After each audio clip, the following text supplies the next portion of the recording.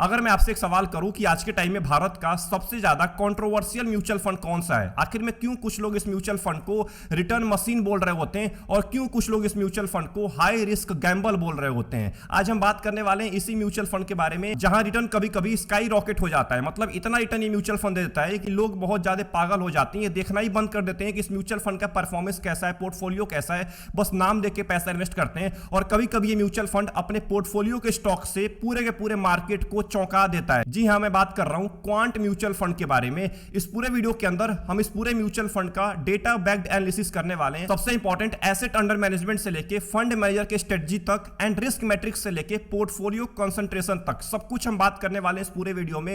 And में हम ये भी बात करने वाले हैं क्या आपको इस म्यूचुअल फंड के अंदर पैसा इन्वेस्ट करना चाहिए। तो अगर आपके माइंड में डाउट चल रहा है, कंफ्यूजन चल रहा है कि इस म्यूचुअल फंड में इन्वेस्ट करें कि ना करें, या किसको इन्वेस्ट करना चाहिए किसको नहीं इन्वेस्ट करना चाहिए, इस पूरे वीडियो को एंड तक वॉच करिएगा। बहुत ही इंपॉर्टेंट वीडियो होने वाली है क्वांट म्यूचुअल फंड के इन्वेस्टर के लिए।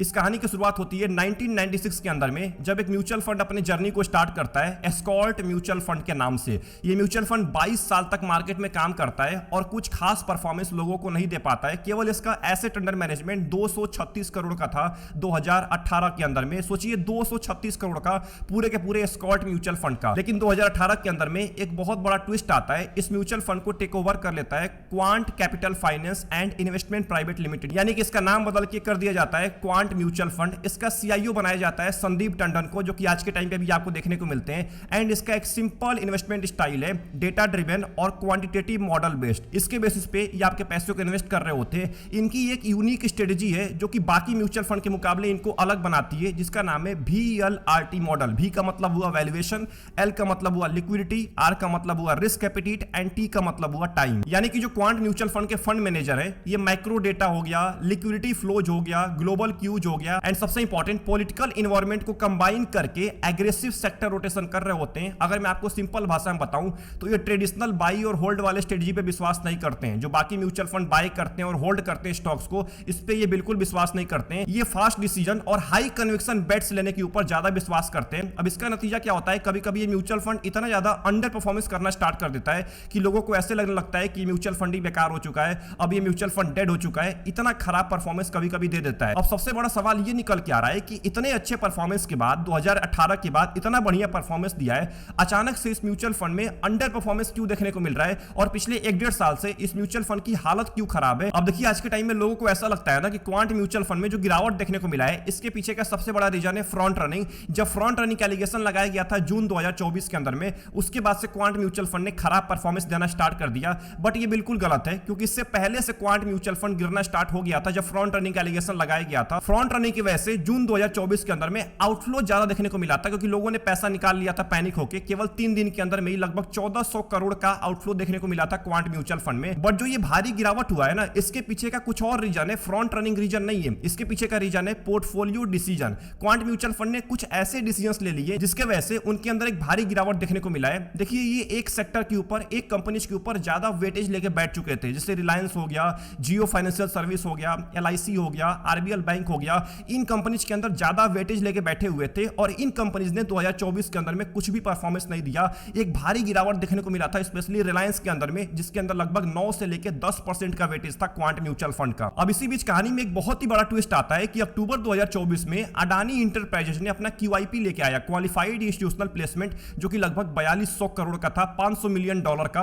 अब इसके अंदर कुछ शेयर अलॉट किए गए थे बड़े बड़े इंस्टीट्यूशन के लिए। केवल बड़े बड़े इंस्टीट्यूशन इसके अंदर पैसा इन्वेस्ट कर पाते हैं QIP के अंदर, और क्वांट म्यूचुअल फंड ने लगभग 50% शेयर खरीद लिए QIP के अंदर से, जो कि सबसे बड़ी गलती थी उस टाइम के अंदर में। क्योंकि उस टाइम के बाद अडानी के ऊपर एक एलिगेशन लगाया जाता है नवंबर और दिसंबर के अंदर में, और उस एलिगेशन की वजह से अडानी के शेयर प्राइसेस लगभग 30% तक नीचे गिर जाते हैं, और यही सबसे बड़ा रीजन है क्वांट म्यूचुअल फंड के डाउनफॉल का। देखिए इससे पहले इन्होंने ऐसे कंपनीज पे ज्यादा वेटेज लेके बैठे हुए थे जो अच्छा परफॉर्मेंस नहीं दे रहे थे, और उसके बाद अडानी इंटरप्राइजेज के QIP के बाद और ज्यादा गिरावट देखने को मिला इस म्यूचुअल फंड में। एंड इसी को लोग लोग बोल बैठते हैं कि फ्रंट रनिंग की वजह से क्वांट म्यूचुअल फंड अच्छा परफॉर्मेंस नहीं दे पा रहा था, बट रीजन कुछ और था। अब देखिए उस टाइम के अंदर में यानी कि 2024 के अंदर में फाइनेंशियल सर्विस बहुत ही बढ़िया परफॉर्मेंस दे रहा था। इस सेक्टर के अंदर जो लोग पैसा इन्वेस्ट कर रहे थे वो ज्यादा पैसा बना रहे थे, वो म्यूचुअल फंड बढ़िया परफॉर्मेंस दे रहे थे। लेकिन क्वांट म्यूचुअल फंड ने फाइनेंशियल सर्विस में बहुत ही कम वेटेज लेके बैठे हुए थे और ऑयल एंड स्पेसिफिक कंपनी के अंदर ज्यादा वेटेज लेके बैठे हुए थे। अब इसके वजह से इन्होंने फाइनेंशियल सर्विस वाली रैली मिस कर दी और एक भारी गिरावट देखने को मिला क्वांट म्यूचुअल फंड के अंदर। अब देखिए इसके बाद 2025 का टाइम आता है। 2025 के अंदर में आप सभी लोगों को पता है कि इंडियन स्टॉक मार्केट की क्या हालत थी, ट्रेड टैरिफ लगाया जाता है, उसके बाद वॉर्स बहुत सारे चलते हैं।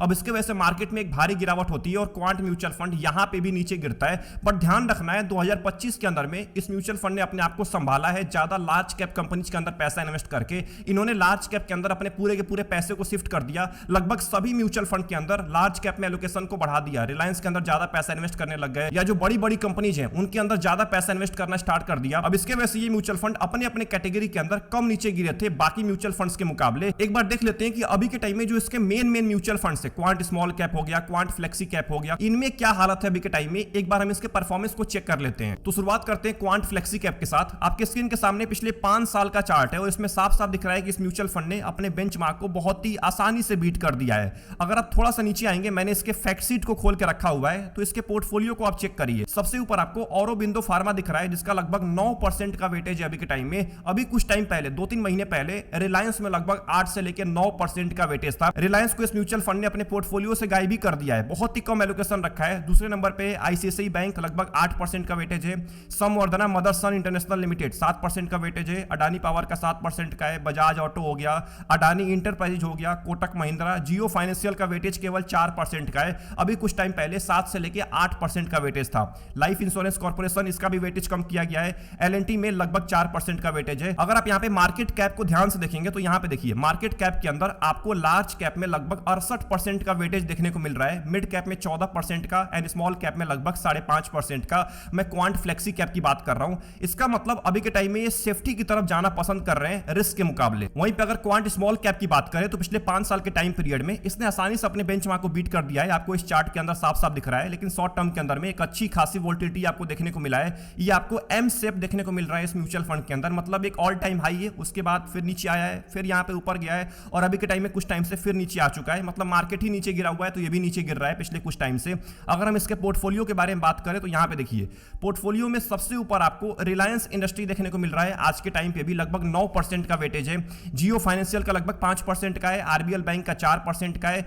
एजिस लॉजिस्टिक हो गया, आईसीआईसीआई बैंक, अडानी पावर, इनके अंदर आपके मैक्सिमम पैसे को इन्वेस्ट कर रहा है क्वांट स्मॉल कैप। वहीं पे अगर हम सेक्टर्स वेटेज की बात करें तो पीएसयू के अंदर केवल 2.6% का वेटेज है और इंडेक्स में लगभग 7.8% का वेटेज है। इसके अंदर फाइनेंशियल सर्विस में सबसे ज्यादा वेटेज अभी के टाइम में लगभग 23% का वेटेज है। वहीं इंडेक्स के अंदर 21% का वेटेज है। हेल्थ केयर में लगभग 14% का वेटेज है। ऑयल एंड गैस में 13% का वेटेज अभी के टाइम में क्वांट स्मॉल कैप फंड का। वहीं पे अगर हम कंट्रीब्यूशन ऑफ मार्केट कैप की बात करें तो लार्ज कैप में लगभग 26% का वेटेज है, मिड कैप में लगभग 4% का एंड स्मॉल कैप में लगभग 67% का वेटेज है quant small cap mutual fund का।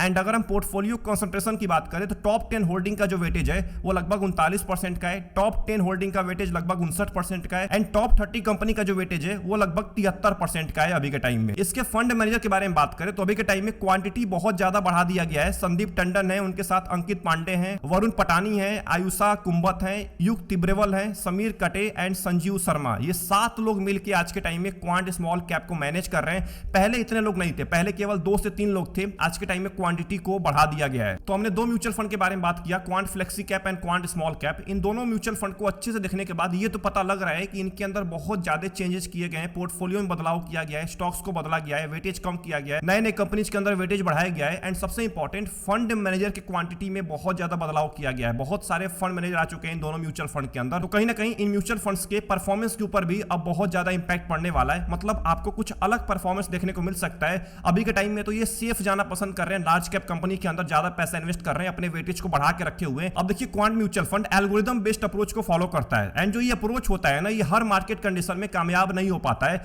जो ये एल्गोरिथम अप्रोच होता है ये बुल रन में बहुत ज्यादा कामयाब होता है। बुल रन के अंदर में ऐसे म्यूचुअल फंड जो एल्गोरिथम बेस्ड मॉडल पे काम कर रहे होते हैं ये सबसे ज्यादा आपको पैसा बना के देते हैं, मार्केट से बहुत ही अलग रिटर्न दे रहे होते हैं। लेकिन जब मार्केट के अंदर वोलेटिलिटी बढ़ जाती है, ये चौपी मार्केट बहुत ज्यादा हो जाता है, मतलब समझ में नहीं आता है कि मार्केट कब ऊपर जाएगा कब नीचे गिरेगा, बहुत ज्यादा अनसर्टेनिटी हो जाती है मार्केट के अंदर में। इस टाइम पे ये म्यूचुअल फंड्स खराब भी परफॉर्मेंस दे सकते हैं, जो कि आपको क्वांट म्यूचुअल फंड के अंदर देखने को मिला है। अब बात करते हैं कि आपको क्या करना चाहिए। आखिर में जो लोग इसमें पहले से पैसा इन्वेस्ट कर रहे हैं या अभी के टाइम में पैसा इन्वेस्ट करना स्टार्ट किए हैं, उनको क्वांट म्यूचुअल फंड के साथ क्या करना चाहिए। तो सिंपल मैं आपको एक बात बताने वाला हूं। देखिए, इस म्यूचुअल फंड का पोर्टफोलियो टर्नओवर रेशियो बहुत ज्यादा है, मतलब पोर्टफोलियो के अंदर बदलाव बहुत तेजी के साथ होता है, तो रिस्क बहुत ज्यादा बढ़ जाता है इस म्यूचुअल फंड के अंदर। गिरावट कभी भी आपको देखने को मिल सकता है।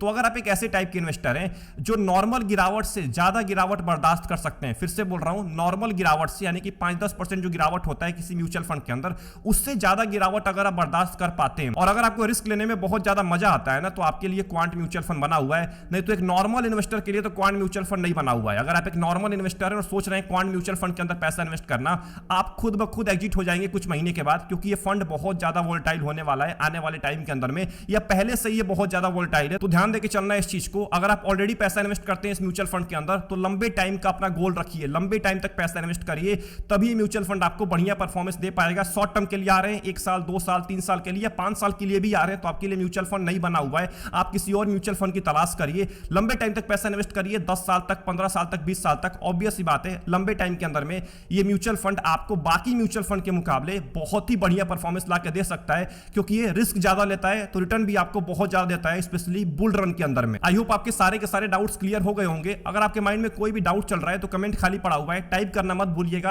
एंड ये भी बताना मत भूलिएगा कि आप कितने टाइम से क्वांट म्यूचुअल फंड के अंदर पैसा इन्वेस्ट करते हैं, एंड अभी के टाइम में आपका क्वांट म्यूचुअल फंड कितना नीचे गिरा हुआ है, एंड आप कितने टाइम के लिए पैसा इन्वेस्ट कर रहे हैं, ये भी बताना मत भूलिएगा। अगर वीडियो पसंद आई, वीडियो को लाइक कर दीजिए एंड चैनल को जरूर सब्सक्राइब कर लीजिएगा। आप में से मैक्सिमम लोग सब्सक्राइब करना भूल जाते हैं, सब्सक्राइब करना मत भूलिए। वीडियो को लाइक एंड सब्सक्राइब जरूर कर लीजिएगा। मिलते हैं नेक्स्ट इंपॉर्टेंट वीडियो में। अपना ध्यान रखिए। Best of luck, take care.